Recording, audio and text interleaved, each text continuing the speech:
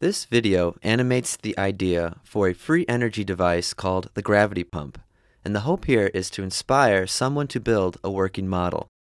The question is whether this device can generate enough electricity to both sustain its movement and create a surplus.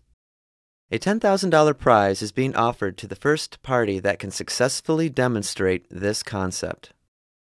The gravity pump is based on the idea that the center of gravity can change position and that gravity is a force. Take a beam and fix it to its center, much like a seesaw. On both ends, place a piston, and underneath, a cylinder. At the base of each cylinder, connect a tube that leads to the top of the opposite cylinder. At the top of each tube, install a generator. Wire the generators to a battery. Connect the battery to a motor that rests atop the beam at its center. Connect this motor to a second beam geared to move back and forth atop the first beam.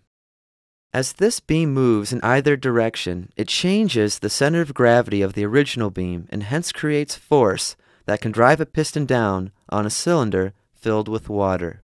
This water will then travel up the tube to spin the generator located at the top of the opposite cylinder. At the same time, the piston from the opposite cylinder will rise. Since water from the generator will be splashing on the top of this rising piston, it must have switches that allow water to pass through. The switches also will be wired to the battery.